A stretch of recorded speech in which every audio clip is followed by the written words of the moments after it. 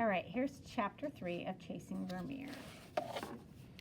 20 minutes later, Petra opened her notebook on the desk in her bedroom. Letters. Think about letters. The 5:38 southbound train went by Petra's window exactly 3 seconds before it passed Calder's. In between, it shot by the Castiglionis and then the Bixbys. Petra had once calculated that it passed a house per second on Harper Avenue. She liked the trains. Looking out, she saw the bright shout of a red hat, a child in a purple jacket pressed against the window, a bald head just rising over a stiff rectangle of newspaper. She'd noticed that the colors sometimes left their shapes when things flashed by so fast. She wrote, October 12th, yellow leaf surprise. Loud hat, square coat, bald head like moon, red lavender salmon. Question, what does Mrs. Hussey really want us to see? Petra, can you get me some toilet paper? Coming. Petra sighed heavily and got up to help her younger sister. Petra's household was a tornado where life swirled in noisy circles. Sneakers, books, and backpacks traveled through the rooms on unseen currents, and there was always food underfoot and an old frying pan or two on the steps outside the back door. The cats and dogs drank from the toilets, having despaired of getting their water bowls filled every morning, and everyone in the family talked to one another at the top of their lungs. Petra wished that things were different. She wished that her parents would sit quietly at dinner and ask how her day was, and that her 4 younger brothers and sisters would carry tissues with them instead of wiping off rivers of goo on their shirt sleeves in public. She wished she wasn't shy, that she wasn't shaped like a lima bean, and that her left ear didn't stick out farther than her right. She wished she was a famous writer already and didn't have to go through the unfamous stage. She wished her mother wouldn't ever put baba ganoush in her lunchbox. When Denise Dodge had towered over her at lunchtime saying, "Ew, what's that?" Petra had wanted to murder her on the spot, but only came out with a pathetic, "Don't you wish you knew?"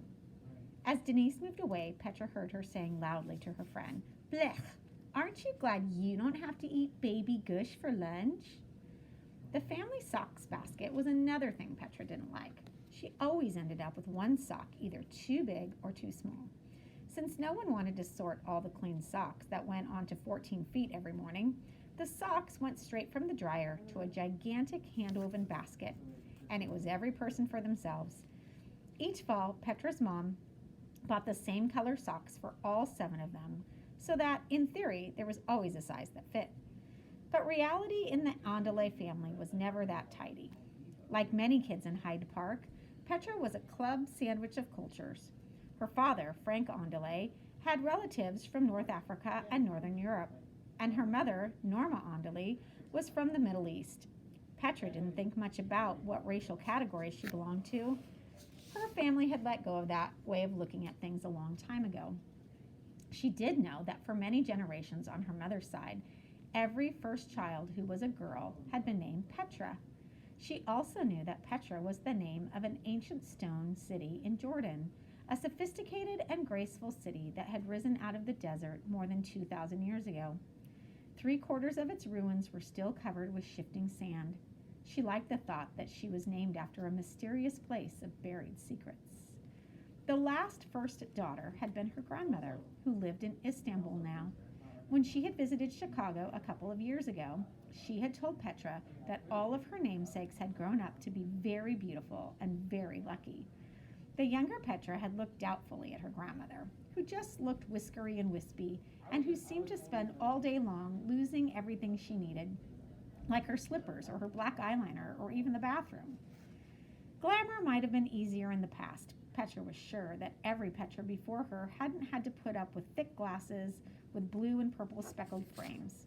And every Petra before her probably hadn't had to worry about what she was going to step on first thing in the morning, dried cranberry juice or a plastic dragon or something coughed up by the dog. On her way to get toilet paper, Petra stepped heavily on a headless soldier, served her right for being so nosy about Mrs. Hussey. Then Petra heard her parents arguing downstairs. "But everyone has something to hide," her dad was saying angrily. He was a physicist at the university. and Petra knew he'd been worried about his job. She heard her mom say something in an impatient tone, and then the words letter and forgotten, and the quick, harsh sounds of tearing paper. What could this be about? Her parents hardly ever disagreed. A forgotten letter! She wouldn't bring a family secret to school, but she had to look. When she crept downstairs later, however, the garbage was empty. Calder was in a bad mood. The letter assignment felt too hard. How could he ever write Mrs. Hussey an unforgettable letter? And where was he going to find a stupendous letter now that Grandma Ranjana was gone? Good letters were no longer written. He was sure of it. Calder's dad, Walter Pillay, was slicing eggplant in the kitchen. As he stacked the pale slices neatly next to the frying pan, he looked over at his son. Calder was sketching a fierce column of 5-piece pentomino squares down the margin of his notebook. "Anything wrong?" asked his dad. Calder opened his mouth when the 5:38 train went by, rattling the windows, making the floorboards bounce, and filling the kitchen with the whoosh whoosh of passing steel. As Calder mouthed, "Nope," his dad grinned at him and mouthed back, "Good." Calder, like Petra, was a hybrid kid. His dad was from India, and he had a calm way of speaking that made everything sound important. His job had to do with planting gardens for cities. Every year, he brought home a new batch of plants to try out in the yard. By August, the front walk had vanished beneath a tangle of green. This year, a trumpet vine leaned eagerly against a cool lily. Pointy leaves fought to see who could take over the steps. Purples and blood reds argued loudly with each other. It was a good yard for hiding things. Calder's mom, Yvette Pillay, had short hair the color of an apricot and a jingly laugh that made other people laugh, even when they didn't know why. She was Canadian and taught math at the university. Calder had never seen either one of them look amazed when they opened the mail. He was suddenly tired of the whole idea. He didn't think he wanted to hear about letters. If he asked his mom and dad, they'd probably tell him too much. That was the problem with being an only child. Your parents were always paying attention to you. He envied kids whose families forgot about them once in a while. Walking down the block the next morning, Calder stirred the pentominoes in his pocket. He pulled out the P. Funny, Petra was walking ahead of him. He was beginning to think he'd been kind of lame yesterday, following her and then ruining her adventure. He ducked into a driveway and crept through a number of backyards, under a lilac bush, around an old boat, then over 2 fences. The only way out was a raspberry patch. He dove in, yelped with pain, and burst out on the sidewalk just ahead of Petra. "Sheesh, you scared me." "Sorry," he said, pretending to be surprised. "You scared me too." Petra did not look pleased. "What were you doing?" "Oh, Tommy and I always used to go to school this way." Feeling a little stinging on his cheek, Calder wiped off some blood. Right. This conversation wasn't going the way he'd planned. They walked in silence for several minutes. "Heard anything from Tommy?" Petra asked finally, though she hardly said a word to Tommy Segovia in her life. "Not much." Calder groped madly for something to say, but everything he thought of sounded stupid. He was going to tell Petra that all the kids in Tommy's new neighborhood had crew cuts, but that was pretty nothing. His pentominoes were making a loud clacking sound. "Hey, what do you think about Mrs. Hussey? She's let us do cool stuff so far, don't you think? I mean, cool for school." Petra, embarrassed by her accidental rhyme, looked sideways at Calder to see if he had noticed. A raspberry twig was standing upright over one of his ears. He looked like a lopsided bee. She was saying dumb stuff, but she hoped Calder would get the message. What happened yesterday in Powell's didn't need to be mentioned. Calder was wondering if Petra had any interest in pentominoes or puzzles. Did she know what was in his pocket? Forget it. He'd sound like he was showing off if he asked her. He noticed that she had a couple of Rice Krispies stuck in her hair, but decided not to say anything about that either. By the time they got to school, both were worn out by trying to think of something to say and trying not to say what they were really thinking. The cold cereal and the twig were still in place as they headed in opposite directions to their lockers. Mrs. Hussey had looked strangely pleased when the assignment failed. After 2 days of hunting, no one in the class had come up with anything worth sharing. There were several letters about distant relatives dying, school and job acceptance letters, invitations to weddings. Mrs. Hussey suggested that they go back a few hundred years. Like find old books of letters and stuff? Petra asked, thinking of pals. There was a wave of grumbling. How about paintings? All you have to do is look. Mrs. Hussey said she'd noticed that art often showed what was important to people in any given time. It revealed things. Besides, she said with a smile, she was tired of being in school all day. It was time for a field trip. Everyone sat up. Something else, she went on. Getting an unforgettable letter happens once or twice in a lifetime. Writing an unforgettable letter is a pretty tough thing to do, unless you have something very real to say. It shouldn't be artificial. Perhaps I made a mistake. She always said the same thing after she had an idea, and always with an undercurrent of, we're in this together and it might be dangerous. Do you agree? Should we bag this assignment for now? There were whistles and cheers. Calder caught Petra's eyes, and she shrugged and almost smiled. Everyone looked relieved. This year was beginning to feel either like something was very right or very wrong. It was hard to tell which.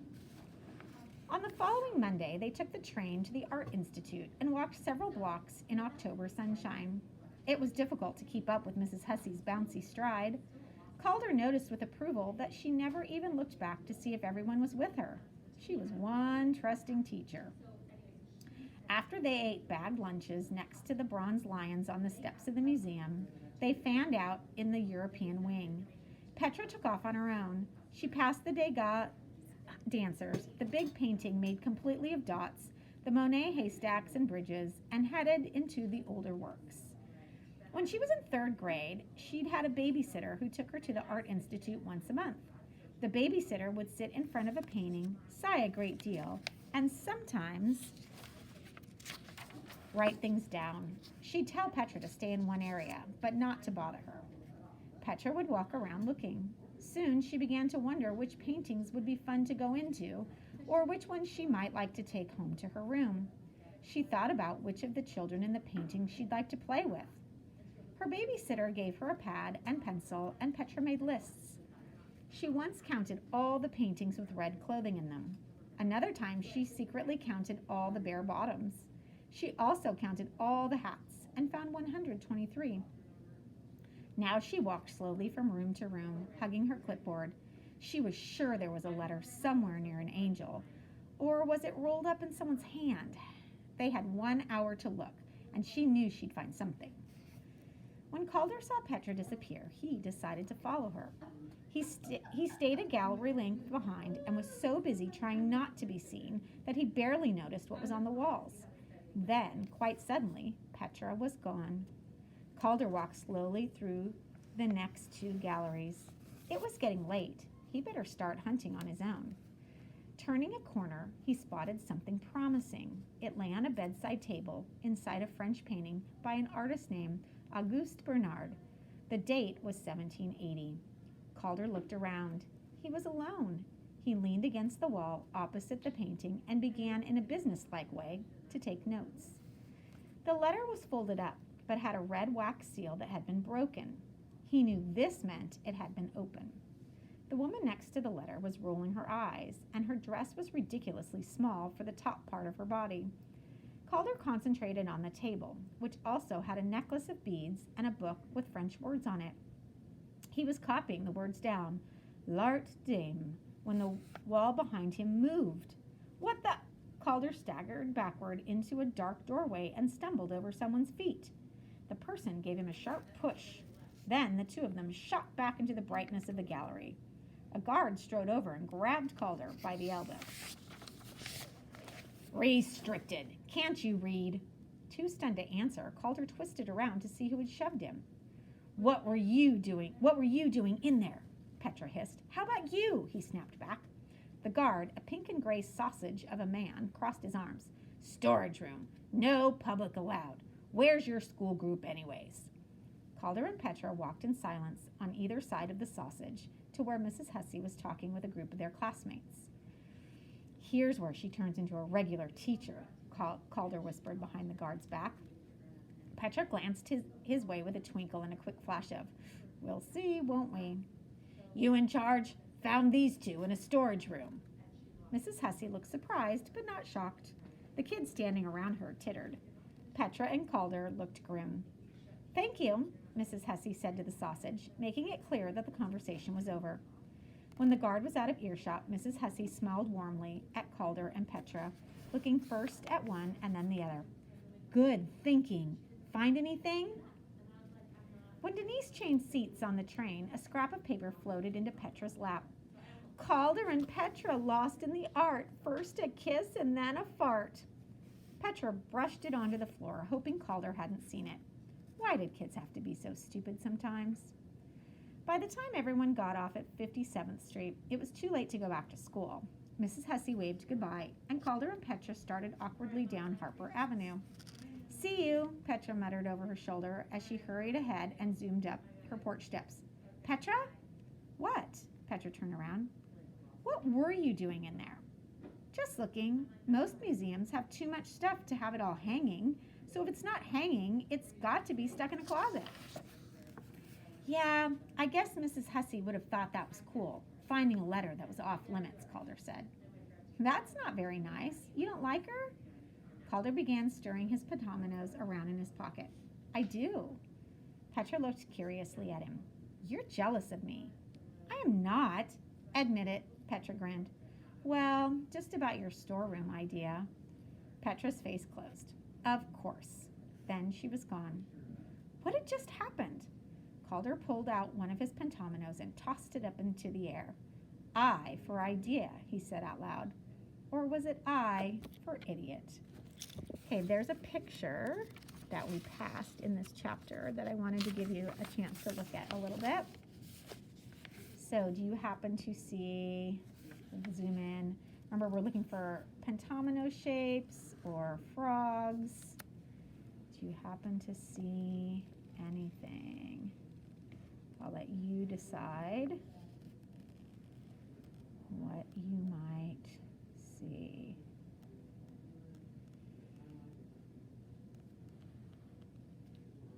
All right, so there was chapter 3.